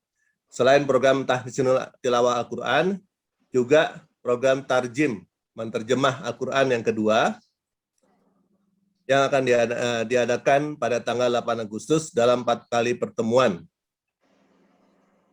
Program-program ini akan dibawakan oleh Ustadz kami, yaitu Kiai Haji Dr. Andes Uci Armisi, dan dibimbing nanti oleh dan didampingi oleh bagian program pendidikan Bapak Edi Cahyono. Baik, selanjutnya perkenankan saya bacakan pertanyaan yang ada di dalam chat Pak Ustadz ya. Setelah itu nanti kita bertanya jawab langsung dengan peserta. Sudah ada beberapa pertanyaan di dalam chat. Saya ambil 3 dulu pertanyaan dalam chat. Setelah itu nanti 3 pertanyaan bertanya langsung. Baik, yang pertama adalah dari Ibu Emalia Kosasih, Pak Ustadz. Assalamualaikum. Mau tanya apakah boleh sholat Isra di rumah, tidak di masjid setelah sholat subuh berjamaah? Terima kasih. Para ulama berbeda pendapat yang mengatakan bahwasanya sholat Isra itu hanya di masjid karena lafaznya demikian. Man shalla ma'al imam. Barang siapa yang sholat bersama imam. Jamaah fil masjid, berjamaah di masjid. Kemudian apa setelah itu? Duduk, zikir, baca Quran, doa, dan seterusnya. Lalu masuk waktu syuruk, matahari telah terbit dengan sempurna, sholat 2 rakaat. Maka ini yang di masjid. Pertanyaannya, Ustadz, bagaimana wanita? Kekhususan wanita memang tidak ada perintah disuruh jamaah ke masjid. Bahkan Rasul mengatakan, sebaik-baiknya sholat wanita di rumahnya. Tapi boleh ke masjid. Lalu bagaimana kalau wanita tidak berjamaah di masjid, di rumahnya? Sebagian ulama mengatakan, boleh melaksanakan sholat Isra di rumahnya, khusus bagi para wanita. Karena wanita memang tidak diperintahkan ke masjid. Lalu bagaimana caranya? Sama, setelah selesai sholat, duduk di tempat sholat, jangan dengan kegiatan lain. Kegiatan masak, kegiatan nyapu, kegiatan menyiapkan makanan untuk anak ini, tinggalkan. Zikir terus di sana. Baca doa, zikir, baca Quran, sampai waktu Isra. Begitu selesai, sempurna matahari terbit, sholat 2 rakaat sekhusuk mungkin. Maka nilainya seperti pahala haji dan umrah. Wallahu a'lam, ada yang mengatakan membolehkan, ada yang mengatakan tidak. Saya berpendapat begini. Wahai saudaraku sekalian, siapapun, mau wanita mau laki-laki, beribadah itu jangan hanya mengejar pahala. Tapi yang paling utama tadi, motonya adalah ikhlas mengharap ridha Allah. Maka kalau kita ikhlas mengharap ridha Allah, insya Allah kita nggak hanya mengejar pahala itu semata. Sebab ada kewajiban utama wanita ketika di rumah, bagaimana harus melayani suami, mempersiapkan makan untuk anak-anak. Dan itu kewajiban sementara sholat isyraq, apapun kedudukannya sunnah. Jadi jika mampu dilakukan ibu, silakan. Tapi jangan mengganggu kewajiban di rumah. Tapi apabila tidak mampu melakukan, jangan dipaksakan. Masih banyak ibadah-ibadah yang lain itu. Jadi ada yang mengatakan membolehkan, ada yang mengatakan tidak. Tapi jumhur ulama telah sependapat. Boleh bagi wanita di rumah, sebab wanita tidak diwajibkan ke masjid. Demikian, wallahu a'lam. Baik, pertanyaan kedua Pak Ustadz. Ini dari Ibu Ida Nur, sekaligus saya gabungkan dengan Ibu Tati.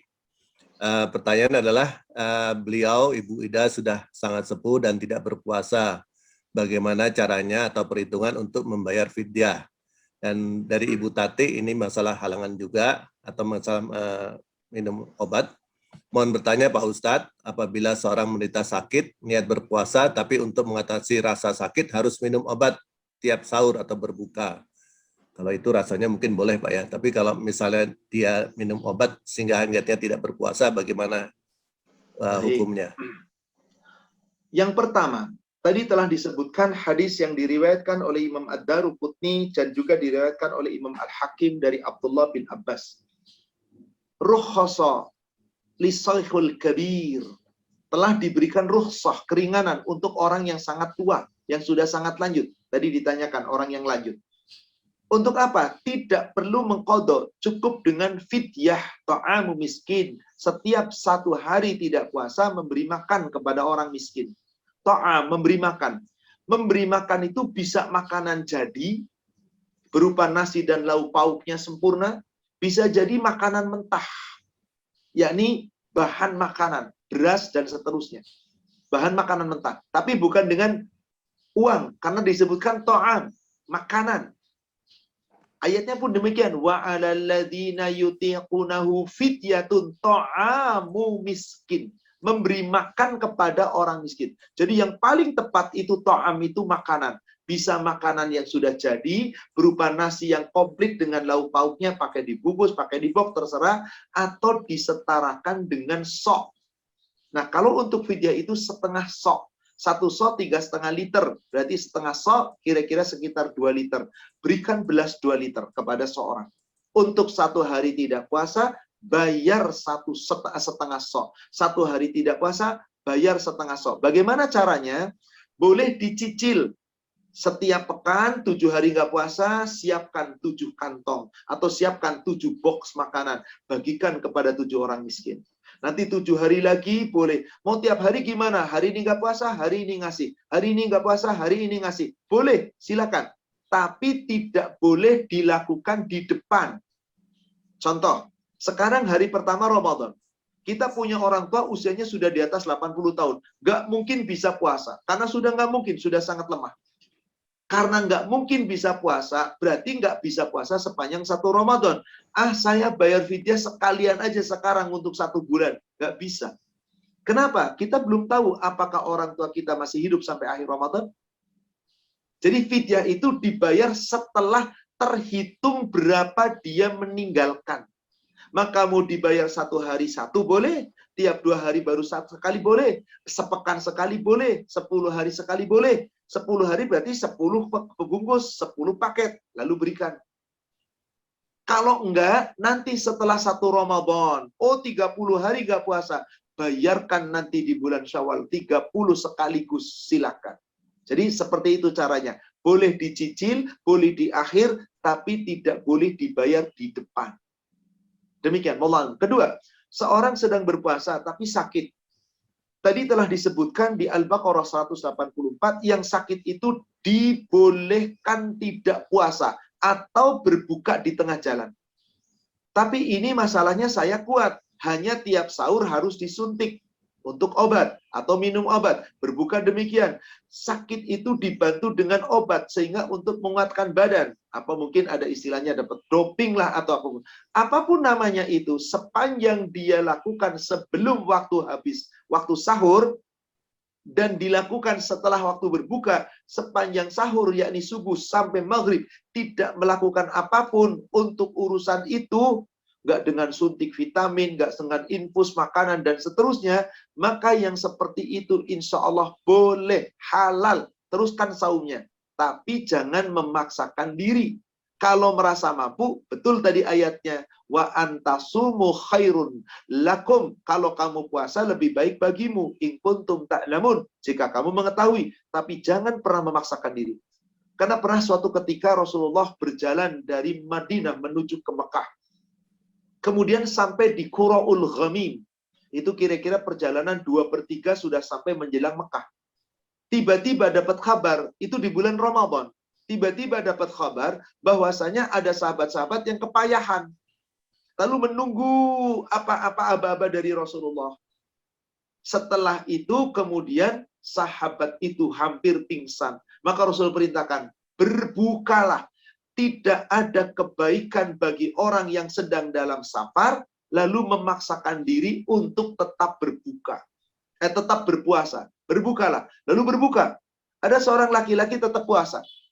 Lalu dikabarkan kepada Rasulullah, siapa yang tetap berpuasa pada hari ini, dia telah durhaka kepada Abul Qasim. Jadi kepada Rasulullah. Dia telah durhaka, dia telah durhaka. Dikatakan 3 kali. Kenapa? Orang yang memaksakan diri di saat tidak mampu, dalam sakit, dalam safar, maborotnya lebih banyak.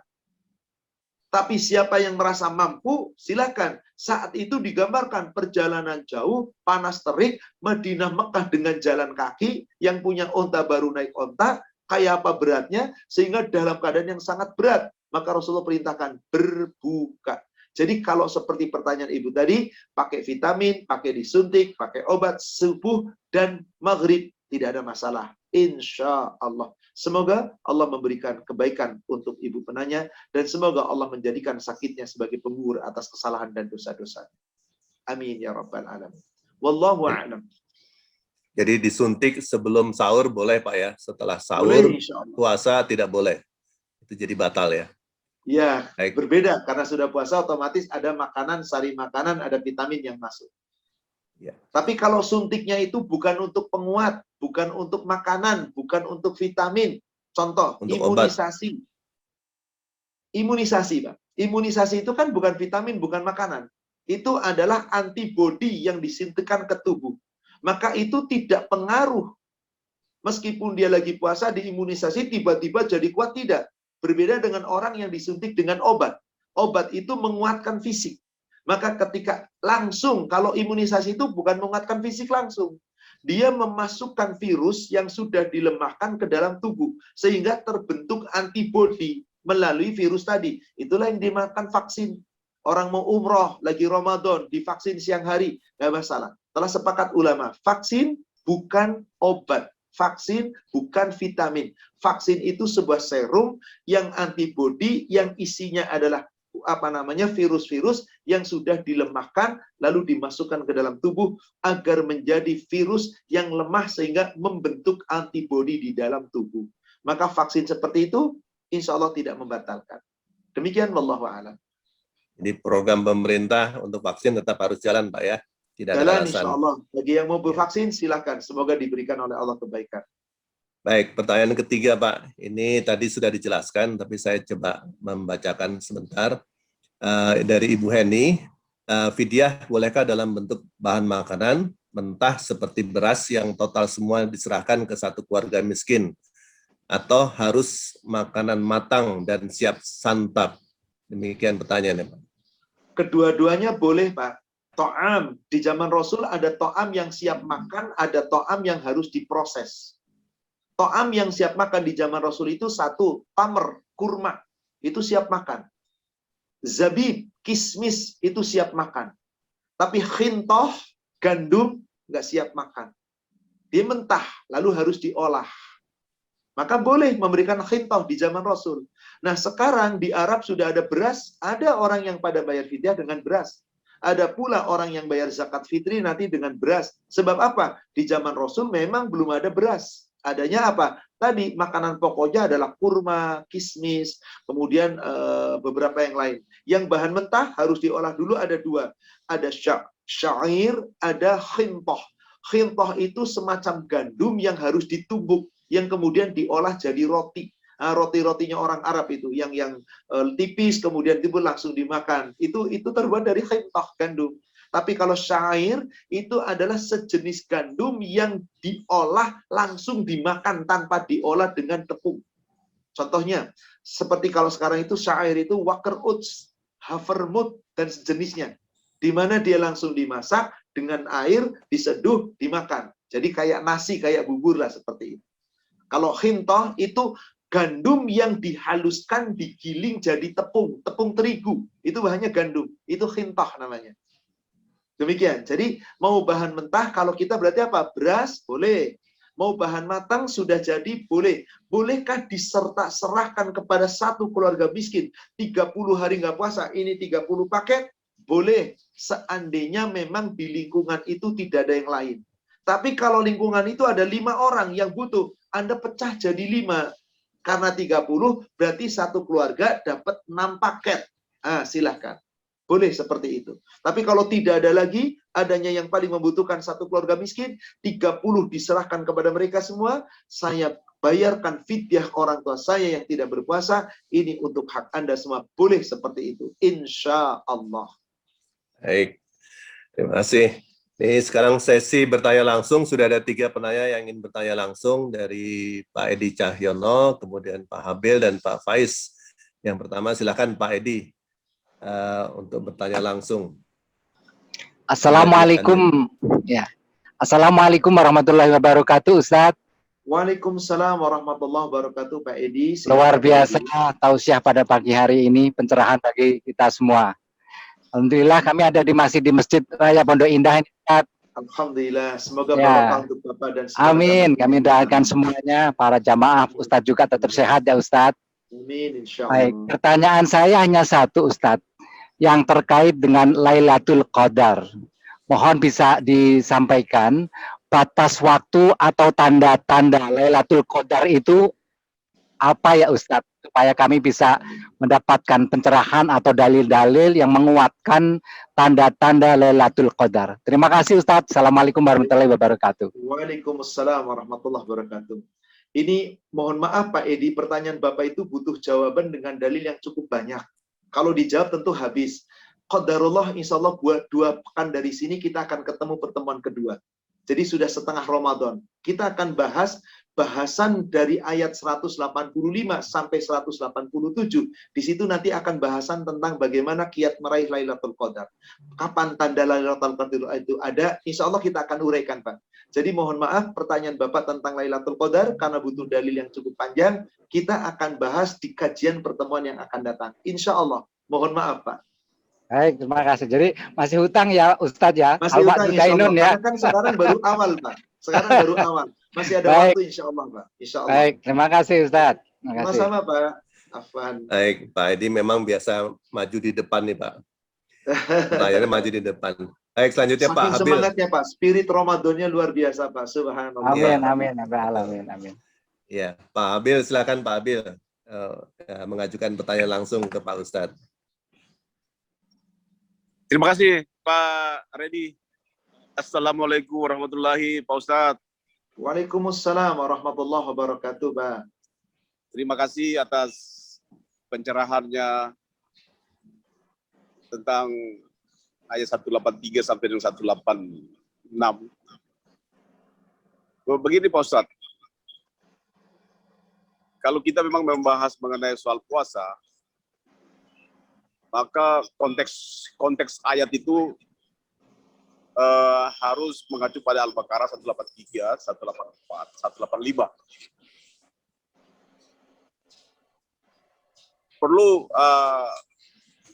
ada beberapa poin yang harus dipahami agar umat ini bisa membedakan mana puasanya orang Islam, mana puasanya orang-orang Yahudi dan Nasrani, yaitu puasanya orang-orang sebelum kaum muslimin. Konteks ayat 183 ini menjelaskan bahwa sebelum orang Islam itu, sebelum Nabi Muhammad diangkat menjadi Nabi, berarti telah ada orang-orang sebelum yang berpuasa. Siapakah orang-orang sebelum itu? Menurut pandangan saya, Pak Ustadz, adalah puasanya orang-orang Yahudi dan Nasrani, yaitu berpuasa 3 hari setiap bulan. 3 hari setiap bulan. Itulah puasanya orang-orang Yahudi. Terus ayat 184 itu jelas dimaksudnya beberapa hari. Beberapa hari artinya beberapa hari itu setiap bulan. Setiap bulan. Bukan bulan Ramadan. Itu 3 hari. Itu menurut ajaran Yahudi dan Nasrani. Konteks ayat 185 itu baru puasanya orang muslimin. Jadi 185 itu mengatakan ya dimaksud dengan beberapa hari itu adalah di bulan Ramadan, 30 hari di bulan Ramadan. Sehingga konteks ayat 183, 184 itu adalah puasanya orang-orang sebelum muslim, sebelum kaum muslim berpuasa. Dan Allah menetapkan bahwa puasanya orang muslim itu di bulan Ramadan. Kenapa di bulan Ramadan? Karena turunnya Al-Quran. Sehingga dengan demikian efeknya pun berbeda, Pak Ustadz. Ini saya minta Pak Ustadz menjelaskan bahwa kalau puasanya orang-orang sebelum itu, kalau dia tidak berpuasa, tidak hadir di tempat itu, atau dia sakit, dia mengganti dengan 2 cara. Fidyah, memberi makan kepada orang miskin, dan mengganti bilangan puasa yang ditinggalkan. Tetapi kalau konteks di ayat 185, pilihannya cuma 1. Mengganti, tidak ada fidyah di sana. Jadi ini yang ayat 183 itu adalah bukan puasanya orang Islam, tetapi adalah secara berurutan. Ini hierarki ayat ini menjelaskan 1 orang-orang sebelum Islam, yang 185 Islam berpuasa di bulan Ramadan. Tapi konteksnya adalah bahwa tidak ada fidyah di sana. 185 ini tidak ada fidyah. Fidyahnya cuma 1, yaitu mengganti bilangan yang ditinggalkan. Nah, persoalan dia sakit, persoalan itu memang hanya Allah yang tahu kesehatan manusia itu. Nah, inilah Pak Ustadz, mohon dijelaskan kepada kami, kepada offline ini, bahwa konteks 183, 185, 184 itu berbeda dengan konteks puasa 185. Ini menurut pandangan saya. Moga Pak Ustadz dijelaskan pada kami. Terima kasih. Billahi wa taufiq wal hidayah. Wassalamualaikum warahmatullahi wabarakatuh. Assalamualaikum warahmatullahi wabarakatuh. Jazakallahu khairan atas pertanyaannya yang sebetulnya mungkin berupa suatu pandangan. Tapi begini, ketika ada ayat Al-Quran turun yang berhak menerjemahkan, menafsirkan, menjelaskan, tidak boleh tidak kecuali 1 orang. Siapa dia? Muhammad Rasulullah Sallallahu Alaihi Wasallam. Hanya beliau yang pantas untuk menjelaskan.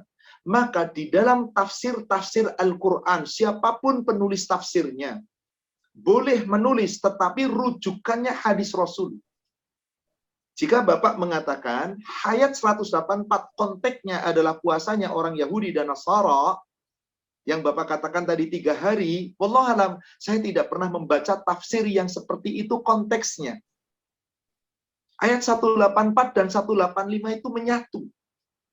Kalau fidyah itu hanya untuk orang Yahudi dan Nasara yang tidak puasa, sedangkan Bapak mengatakan untuk orang beriman ayat 185 hanya untuk orang Islam, nggak ada fidyah, harus qadha. Lalu bagaimana hadis Rasul tadi yang diriwayatkan oleh Imam Ad-Daruqutni dan Imam Hakim dari Abdullah bin Abbas? Rukhasa lisaykhul kabir, telah diberi rukhsah, keringanan orang yang sudah lanjut usia meninggalkan berpuasa, cukup dengan bayar fidyah, la qadha'a lah, nggak ada qadha baginya. Rasul tegas menyampaikan fidyah itu untuk orang beriman. Maka dalam hal ini, untuk mencari sebuah penjelasan, tidak bisa kita mentakwilkan ayat berlandaskan pemahaman setempat. Tapi harus dikaji, Pak. Maka di dalam tafsir kajian yang sangat luas, Al-Baqarah 184, 185 itu bukan ini untuk ahli kitab Yahudi Nasrani, untuk orang Islam. Kedua-duanya untuk orang Islam. Sebab kalau sudah berada dalam Quran, itu menyempurnakan kitab-kitab sebelumnya. Maka Quran murni untuk orang beriman. Orang-orang Yahudi dan Nasrani tidak masuk lagi dalam Al-Quran. Adapun kisah bahwa Allah katakan wajib puasa untuk kita umatnya Nabi Muhammad seperti telah diwajibkan umat terdahulu. Puasa itu sudah diwajibkan terhadap umat terdahulu. Cuman kaifiat puasanya masing-masing Nabi berbeda. Yang sampai kepada kita dari hadis yang sahih adalah puasa Daud. Bagaimana caranya? Sehari puasa, sehari buka. Sehari puasa, sehari buka. Seumur hidupnya, itu wajib. Bagaimana umat Islam? Wajibnya 1 bulan di bulan Ramadan. Maka ayat 184, ayyamam ma'dudat, hari-hari yang terhitung, yang sudah dijelaskan dan pasti. Bapak tadi menafsirkan itu adalah 3 hari puasanya orang Yahudi. Nggak ada satupun ahli tafsir mengatakan demikian. Ayyamam ma'dudat adalah hari yang ditetapkan di bulan Ramadan. Maka dijelaskan secara detail di ayat 185-nya. Syahrul Ramadan alladzi unzila fihil Qur'an. Hudan linnas wa bayyinatin minal huda. Dan Quran itu semua penjelasan tentang petunjuk. Al-Furqan, pembeda mana hak, mana batil, mana yang benar, mana yang salah, mana untuk orang-orang yang benar-benar mengetahui, mana orang yang tidak mau cari tahu. Maka ada kalimat fama syahida minkumus syahra. Barang siapa yang menyaksikan di antara kamu berada di negerimu bulan itu, falyasumhu, hendaklah dia puasa. Lalu ditambahkan lagi, wa man kana maridun au ala safar. Persis pengulangan ayat 184, tapi diawali dengan menyaksikan di bulan itu, di tempatnya. Artinya ketika di tempatnya, bukan berarti menyaksikan itu harus di tempatnya. Saat kita safar, kita orang Jakarta, kita menetap selama 1 bulan di Mekah. Apakah kita dikatakan safar? Ya, tapi kita menetap. Syahid, menyaksikan bulan itu di tempat, maka kita tidak dikatakan musafir lagi. Musafirin dalam mukim, yakni bermukim sepanjang safar. Apakah saya 1 bulan di Mekah, kalau gitu nggak menyaksikan di negeri saya, lalu saya nggak puasa di Mekah? Tentu saja tidak. Tidak dipahami dengan cara seperti itu. Jadi secara umum Pak, yang saya pahami dari membaca kitab-kitab tafsir, 84, 85 itu satu kesatuan adalah perintah puasa untuk orang beriman. Sebab panggilannya, ya ayyuhalladzina amanu. Dan perlu kita ketahui, Yahudi dan Nasara bukan agama Allah. Itu buatan manusia. Sedangkan Yahudi dan Nasara, Nabi Musa sampai seluruh nabi-nabi dari Bani Israel, sampai penutup Nabi Isa alaihissalam, semuanya diwajibkan oleh Allah berpuasa. Hanya bedanya puasanya orang Yahudi yang bukan mengikuti Allah adalah tanpa sahur, tanpa buka. Maka kata Rasulullah dalam hadis riwayat Imam Muslim, yang membedakan puasa kita dengan ahli kitab itu mereka Yahudi dan Nasara yang nggak mau memeluk Islam, adalah makan sahur. Kita makan sahur, mereka nggak makan sahur. Tapi cara puasanya, ada puasa yang tidak boleh makan daging, puasa hanya makan nasi saja, air putih saja, nggak boleh minum sirup sekian lama, dan seterusnya. Itu aturan mereka. Wallahu a'lam. Demikian, sebab kalau ini jawabannya agak panjang, butuh diskusi yang panjang, waktu yang tidak memungkinkan. Demikian, mohon maaf apabila jawaban saya kurang memuaskan bagi Bapak. Silakan jika masih ada pertanyaan. Baik, terima kasih. Masih ada 1 pertanyaan lagi dari Pak Faiz. Silakan Pak Faiz untuk bertanya langsung kepada Ustadz Ahmad Susilo. Sudah di. Ya, terima kasih. Ya, terima kasih Pak Reddy Subakti atas kesempatannya. Dan salam hormat untuk semua guru-guru yang ada di forum ini.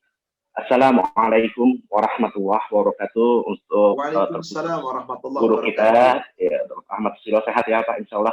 Alhamdulillah, bi khair. Semoga demikian dengan Bapak. Amin, amin, amin, alhamdulillah. Sangat mencerahkan sekali untuk pada pagi ini Dan sedikit saja saya ingin bertanya, Pak. Betul sekali, Ustaz, yang Ustaz jelaskan bahwa spirit Ramadan ini di Indonesia khususnya yang kita perhatikan.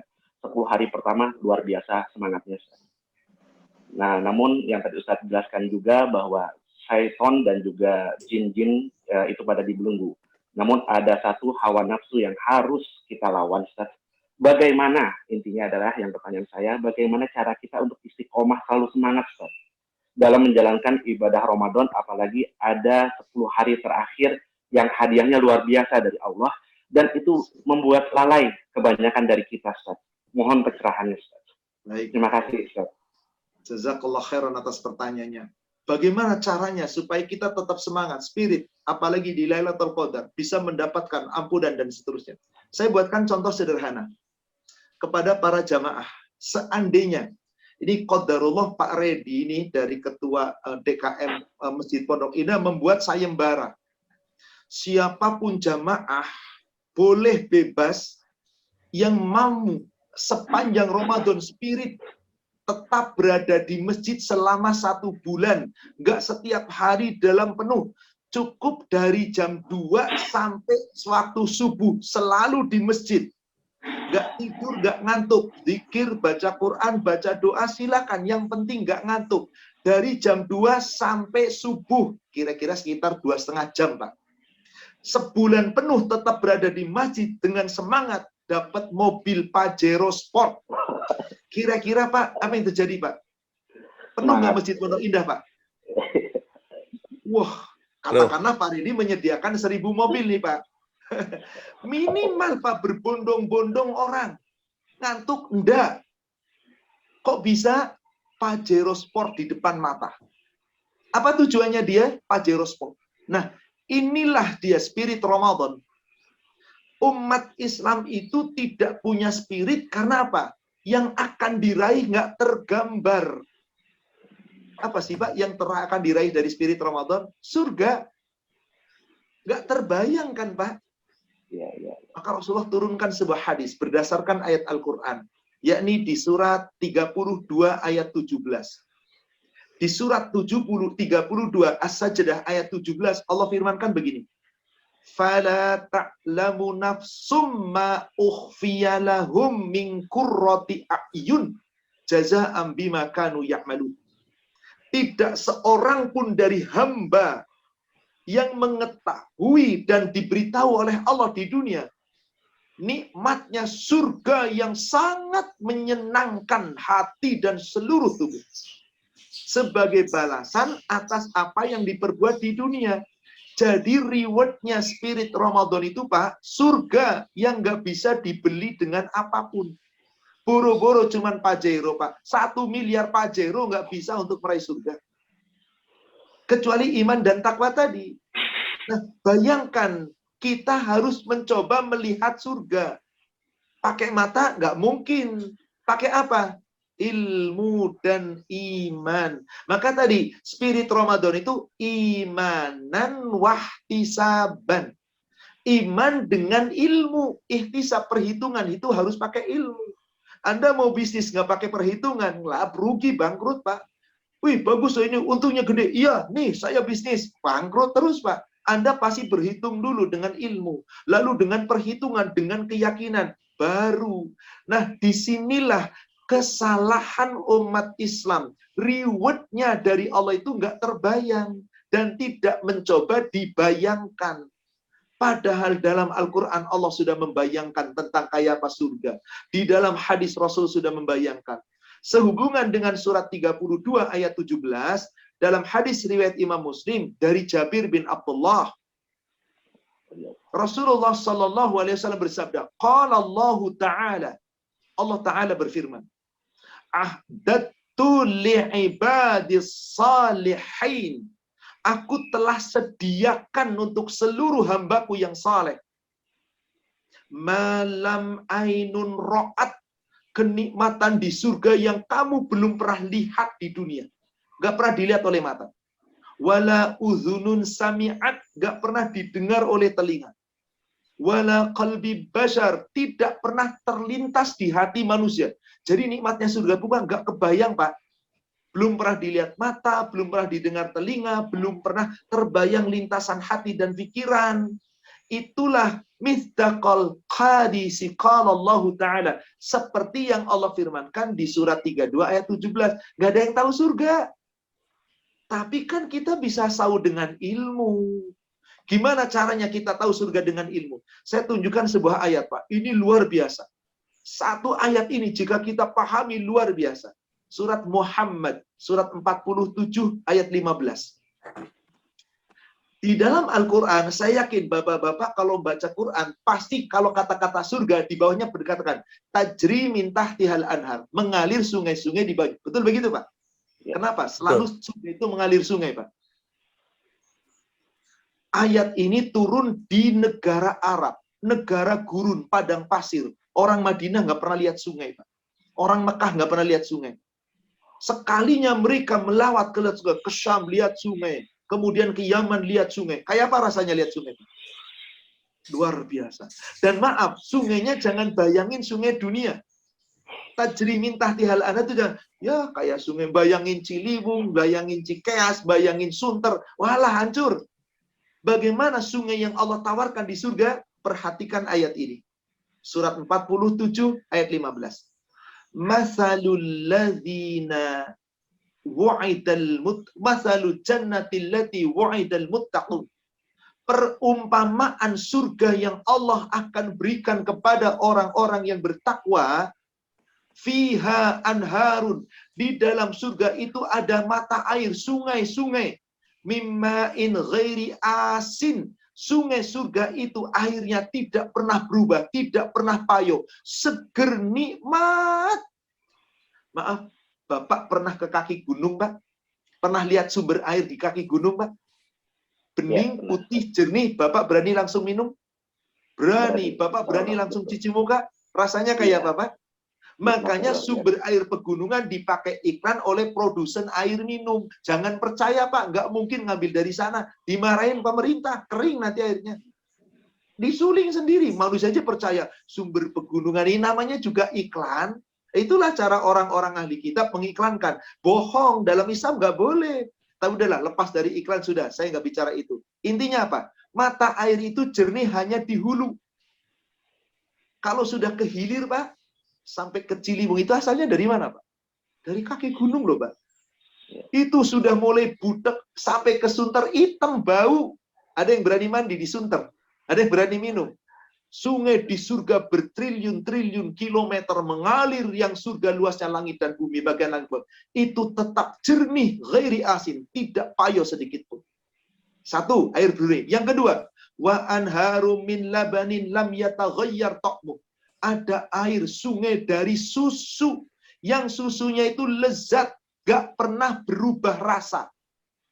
Maaf, Bapak penanya, beli susu 1 liter, lezat, nikmat, dibuka kemasan, dituangkan 1,5 gelas, diminum, lupa nutup, lupa masukin kulkas, 2 hari kemudian baru ingat. Mau Bapak minum gak, Pak?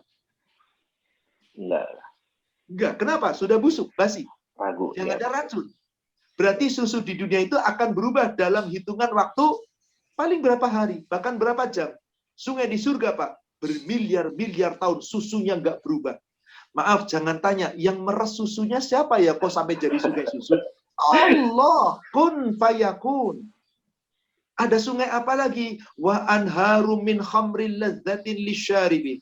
Sungai-sungai khamr. Khamr itu apa ya? Wine, Pak. Bapak pernah minum khamr nggak, Pak? Alhamdulillah. Apa? Oh, kalau tidak tandanya. Rasanya khamr enak nggak? Nggak enak. Tandanya Bapak pernah minum kalau ngomong nggak enak. Haram. Tapi di surga Allah jadikan khamr menjadi sungai. Silahkan Anda minum. Lazzatin lisyaribin. Orang yang minum khamr di surga lezat, nikmat, nggak bikin mabuk. Gratis, Pak. Apalagi wa anharu min asali musaffa, sungai-sungai dari madu murni disaring. Demi Allah, nggak pernah ada sungai kayak gitu di dunia, Pak. Kebayang nggak sungai madu, Pak? Nggak kebayang. Kebayang nggak sungai susu, Pak? Enggak. Mandi susu, alah cuman mandi satu itu doang. Itu pun susunya berapa cuman? Lalu katanya mandi susu, lengket Anda nggak bisa. Inilah sungai. Apakah hanya itu? Walahum fiha min kulli samarat. Allah berikan di dalam surga segala macam makanan, buah-buahan, pohon-pohonan. Wa maghfiratum min rabbihim. Dan yang paling utama, Anda masuk surga karena ampunan dari Rabb. Allah samakan dengan apa? Kaman huwa khalidun finnar. Samakah orang di surga yang begitu nikmat dengan orang yang kekal di neraka?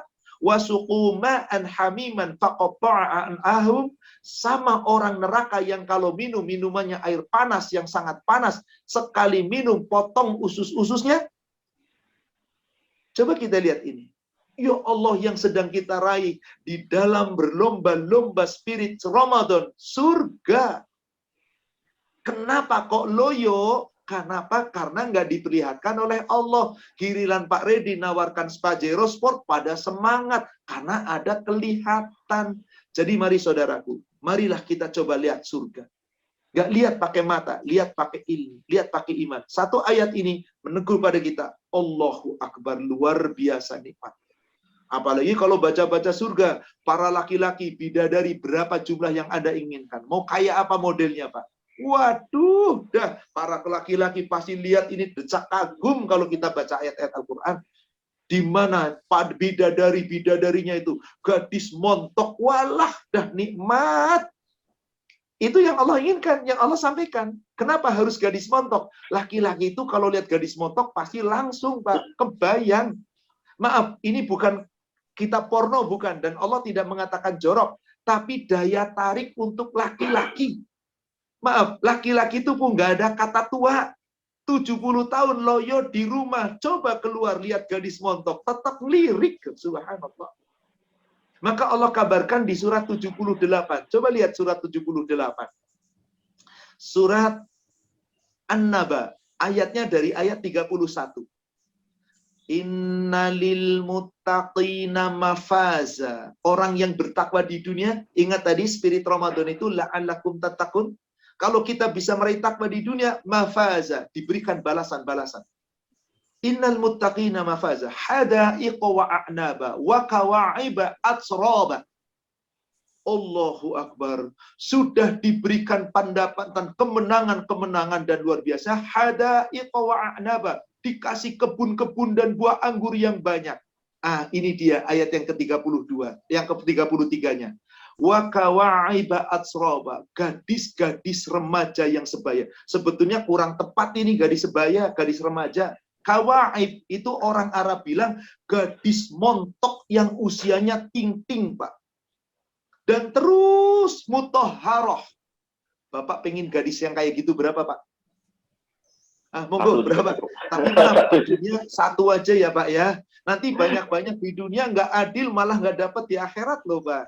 Adalah para laki-laki, kata Allah, satu itu lebih baik bagimu jika kamu mengetahui daripada lebih dari satu, sikut kanan, sikut kiri, ribut, bohong terus. Sudahlah, sudah, saya demi Allah tidak melarang poligami. Allah membolehkan, tapi ayatnya Allah mengatakan, satu lebih baik kalau kamu tahu. Kata Allah loh, kenapa? Tahu kita itu nggak mampu adil. Itulah gambaran surga. Mudah-mudahan dengan surga ini Bapak akan spirit sepanjang Ramadan. Jadi kita harus pakai ilmu, Pak. Bagaimana menyiasati agar malam hari kita bisa istiqomah ibadah. Nah, ini berkaitan dengan nanti Lailatul Qadar. Jadi bahasan pertanyaan Bapak yang kedua, gimana bisa spirit agar malam hari kita bangun, kita ibadah, kita tahajud, kita baca Quran. Ini kaitannya sama pertanyaan tadi Bapak yang pertama. Insya Allah kita jawab di pertemuan yang akan datang. Wallahu a'lam. Demikian yang bisa kami sampaikan. Itu barangkali Pak Rudi. Ya, baik. Terima kasih. Masya Allah, banyak sekali informasi dan pengetahuan yang kita dapat dari Pak Ustadz. Karena waktu sudah habis, jam 7.13, lewat 13 menit, maka kita tutup acara kajian ini. Dan mohon maaf bagi yang belum sempat dibacakan pertanyaan di dalam chat maupun yang ingin menanyakan langsung, karena waktunya sudah habis. Untuk itu kami mohon Pak Ustadz Ahmad untuk menutup dengan doa sebagai penutup acara ini. Semoga Allah Subhanahu wa Ta'ala melimpahkan rahmat dan barokahnya untuk kita semua. Allah memberikan kekuatan dengan hidayahnya kita istiqomah di atas jalan yang hak. Semoga Allah berikan kepada kita kebaikan di dunia dan akhirat. Allah berikan untuk kita keluarga yang sakinah, mawaddah, warahmah. Allah ampuni kesalahan dan dosa kita, orang tua kita, handetolan kita, dan semoga kelak Allah wafatkan kita dalam keadaan husnul khotimah. Mari penghujung kita tutup dengan kafaratul majlis. Subhanaka Allahumma wa bihamdika asyhadu an la ilaha illa anta astaghfiruka wa atubu ilaik. Alhamdulillah billahi taufik. Assalamualaikum warahmatullahi wabarakatuh.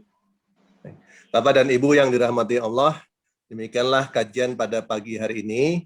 Semoga apa yang telah disampaikan oleh guru kita bermanfaat untuk kita semua. Amin. Kepada guru kita, Bapak Ustadz Ahmad Susilo, kami ucapkan terima kasih. Jazakumullah khairan katsira. Semoga apa yang disampaikan oleh Ustadz balas oleh berlipat. Dan sebagai penutup, saya ingin menyampaikan moto, yaitu bahwa mengikut kajian ini adalah baik, menyampaikan ini adalah baik, yang disampaikan oleh Pak Ustadz. Yang paling baik adalah melaksanakan seperti yang tadi disampaikan oleh Pak Ustadz, beribadah Assalamualaikum warahmatullahi dalam secara istiqomah selama sepanjang bulan Ramadan ini. Amin. Demikian Bapak Ibu, apabila ada kesalahan kami ucapkan terima kasih dan mohon maaf sebesar-besarnya. Waalaikumsalam warahmatullahi wabarakatuh. Waalaikumsalam warahmatullahi wabarakatuh.